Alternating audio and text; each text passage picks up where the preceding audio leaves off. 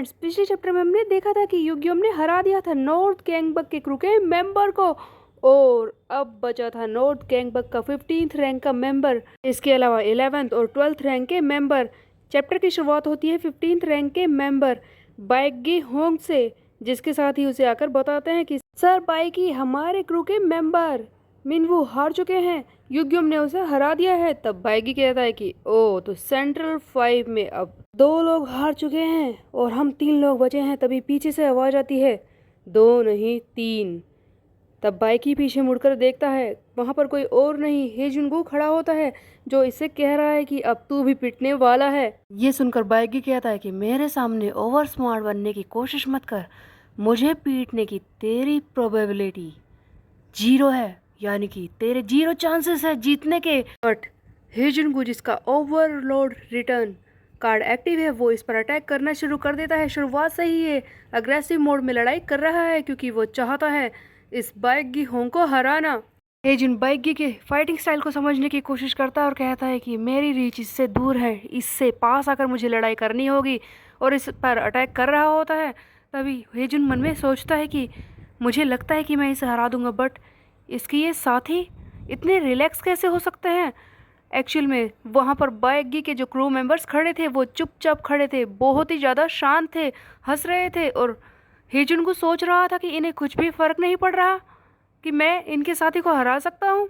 तब बाइगी कहता है कि वेस्ट गैंगबक का बॉक्सर हेजुनगू, वैसे मैं तो उससे थोड़ा बहुत तो इम्प्रेस्ड हूँ, बट मुझे तो हरा नहीं सकता। हेजुनगू बार बार पंचेस मार रहा है लेकिन बाइगी इसके हर एक पंचेस को डॉज कर रहा होता है, जिस पर हेजुनगू फ्रस्ट्रेट होने लगता है और सोचता है कि मैं क्या करूं, ये मेरे हर एक पंच को बेकार कर रहा है, ऐसा हो सकता है क्या, इससे लड़ना मुश्किल है। तभी बाइगी इसे चिढ़ाने की कोशिश करता है और कहता है कि हेजुन, एक बॉक्सर को इतना हैस्टी नहीं होना चाहिए, इतने जल्दी में तुम क्यों हो, और इसे पीटना शुरू कर देता है। बट बाइगी को हैरानी होती है जब हेजुन पे कुछ भी असर नहीं होता। हेजुन बार बार उठकर इसे मारने की कोशिश कर रहा है, उसका ओवरलोड रिटर्न का कार्ड एक्टिव है, इसीलिए हेजुन की ताकत बढ़ रही है और वो इसे पीटने की कोशिश कर रहा है। तब बाइगी सोचता है कि मैं बाकी लोगों की तरह नहीं हूँ, मुझे फोकस से लड़ाई करनी होगी। ये गोल्फ स्टिक तुझे लगी ना इससे, हाँ सही कहा ना मैंने, वैसे फिर भी मुझे फोकस से लड़ाई तो करनी ही होगी। मैं देख रहा हूँ इसकी मूव्स, ये बार बार वही सारी चीज़ें दोहरा रहा है, ये मेरे पास आकर मुझे पीट रहा है, ऐसा लगता है कि ये फिर से मुझे किसी ट्रैप में फंसाना चाहता है। ये एक ट्रैप है ताकि ये मुझे कॉर्नर में ले जाए और मुझे पीटे, लेकिन ऐसा मैं होने नहीं दूंगा। ये हेजुन स्मार्ट बनने की कोशिश कर रहा है लेकिन इसे नहीं पता कि मैं पहले से ही इसकी मूव के बारे में जान चुका हूँ। हम देखते हैं कि हेजुन को इस पर वार करने की कोशिश करता है, इसे एक कॉर्नर में ले आता है, बट बाइगी जिसके हाथ में गोल्फ स्टिक है वो इसे मारने की कोशिश करता है उस गोल्फ स्टिक से, और हम देखते हैं कि अचानक से हेजुन को इस पर वार नहीं करता बल्कि उस गोल्फ स्टिक को ही पकड़ लेता है, जिस पर बाइगी हैरान हो जाता है कि हाँ, क्या इसे पहले से ही पता था मेरी मूव्स के बारे में। ये जानबूझकर मुझे कॉर्नर में लेकर आया ताकि मैं ये सोचूं कि ये मुझ पर कॉर्नर में आके अटैक करेगा, जबकि ये मेरे वेपन को छीनना चाहता था। तब हम देखते हैं कि हेजुन का प्लान सक्सेसफुल हो जाता है, वो गोल्फ स्टिक को छीन तो लेता है, लेकिन जैसे ही हेजुन इस पर अटैक करता है तभी बाइगी होंग अपना एक और स्किल दिखाता है, बॉक्सिंग। एक जोरदार बॉक्सिंग पंच ये मारता है हेजुन गू को। इसी बीच में इस बाइगी होंग का पास्ट दिखाया जाता है, एक फ्लैशबैक का सीन जहां पर दिखाया जा रहा है कि ये चंग चियोंग डू का गोल्ड मेडलिस्ट है बॉक्सिंग में। उसके बाद एक और सीन दिखाया जाता है जहां पर ये नॉर्थ गैंगबक के 13th रैंक के मेंबर ताइग्योन से बात कर रहा होता है। तब ताइग्योन बाइकी से कहता है कि वैसे मुझे हैरानी होती है कि तुम जैसा एक्सट्रीम टैलेंट हमारी टीम में आ गया, बट तुम्हें पता है वेस्ट गैंगबक में भी एक बॉक्सर है जो कि काफ़ी टैलेंटेड है और हो सकता है कि तुम्हें उससे लड़ना पड़े। जिस पर बाइगी पूछता है कि कौन है वो। तब ताइग्योन बताता है कि वो है हेजुनगू। बाइगी कहता है कि क्या ऐसा कोई नाम है बॉक्सिंग में। तब ताइग्योन कहता है कि तुम्हें उससे लड़ना तो जरूर पड़ेगा, वैसे मैं तुमसे एक सवाल पूछना चाहता हूँ कि तुम एक बॉक्सर हो बाइगी, फिर भी तुम एक गोल्फ स्टिक के साथ लड़ते क्यों हो, तुम इस तरह के मूव्स क्यों दिखाते हो। तब बाइगी कहता है कि ये तो ऑब्वियस ही है, एक गोल्फ स्टिक से कितना ज़्यादा दर्द होता है तुम्हें पता ही है ना। हम देखते हैं कि बाइगी पूरे एग्रेसिव मोड में आ चुका है और ये हेजुन के ऊपर वार कर रहा था। बाइगी हेजुन को पीटने के बाद कहता है कि हेजुन, तुमने मुझे काफ़ी इम्प्रेस किया है, तुम जैसा इंसान शायद मैंने कभी नहीं देखा था, और जबकि मैंने तुमसे लड़ाई की है उसके बाद भी मुझे यकीन नहीं हो रहा कि मैं तुम जैसे इंसान से मिला।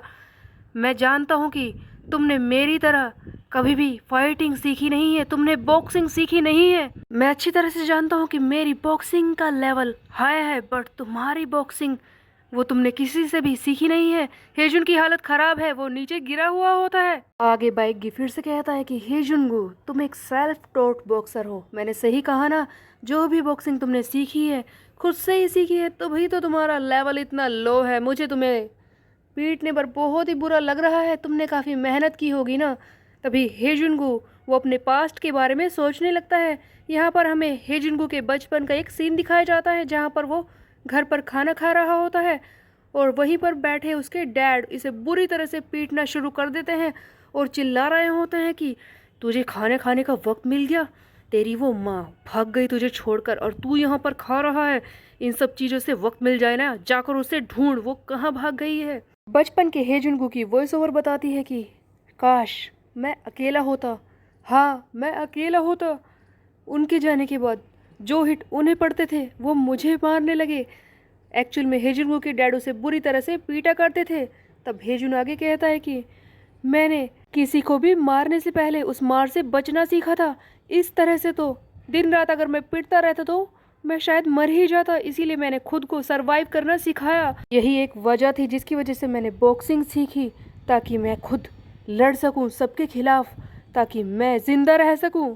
मैंने बॉक्सिंग सीखी क्योंकि मेरा बस एक ही कारण था, मुझे हराना था किसी को। मैं मिडिल स्कूलर बन गया और फाइनली वो दिन आ चुका था जब मैंने उन्हें हरा दिया। हाँ, मैंने अपने डैड को हरा दिया। उस दिन मुझे एक बार भी गिल्ट महसूस नहीं हुआ। मेरे अंदर अभी भी कोई गिल्ट नहीं है कि मैंने उन्हें हराया है, क्योंकि उस दिन मुझे समझ में आया कि अगर मुझे इस दुनिया में सरवाइव करना है तो इस दुनिया को कमज़ोर करना होगा। मुझे हमेशा से ही लगता था कि बस वही एक पूरी दुनिया में दुश्मन है जिन्हें मुझे हराना होगा, बट हर वक्त मुझे ये करना ही पड़ा। सो बेसिकली गाइस, हेजुन यहाँ पर अपने बचपन के ट्रॉमा के बारे में बता रहा है, जहाँ पर उसकी मॉम के भागने के बाद उसके डैड उसे बुरी तरह से पीटा करते थे और उन्हीं की मार से बचने के लिए हेजुन ने खुद को बॉक्सिंग सिखाई। इधर उधर से उसे जो भी तरीके मिले उन्हीं को प्रैक्टिस करके इसने बॉक्सिंग सीखी है। किसी ने इसे कुछ भी नहीं सिखाया और एक दिन इसने अपने डैड को ही पीटा था। स्टोरी फिर से प्रेजेंट में आ जाती है। हेजुन कहता है कि क्या बकवास है, तेरी वजह से मुझे कुछ बेकार की बातें याद आ गई। हेजुन फिर से खड़ा हो जाता है लड़ाई करने के लिए। इसके अंदर एक अलग सा गुस्सा भर गया है, इसे पुराना पास्ट याद जो आया था। बाइगी फिर से हेजुन को खड़ा होता है देखकर हैरान हो जाता है और इसकी तरफ भागता है मारने के लिए, लेकिन उधर हेजुन जिसने अपनी लिमिट को ही सरपास कर दिया था वो फिर से खड़ा होता है। इसका असेंशन मोड एक्टिव हो जाता है। इसने भी अपने अवेकनिंग मोड से आगे बढ़कर एक और मोड पा लिया है, जिसके बदले में इसको मिलता है एक और सुपर एक्सक्लूसिव कार्ड, जहां पर इसका ओवरलोड रिटर्न कार्ड फिर से अपग्रेड हो जाता है, जिसके हिसाब से 3 सेकंड तक इसके ओपोनेंट को ऐसा लगेगा कि उसे कितना ज़्यादा डर महसूस हो रहा है, वो हिल तक नहीं पाएगा, वो बहुत ही ज़्यादा घबरा जाएगा।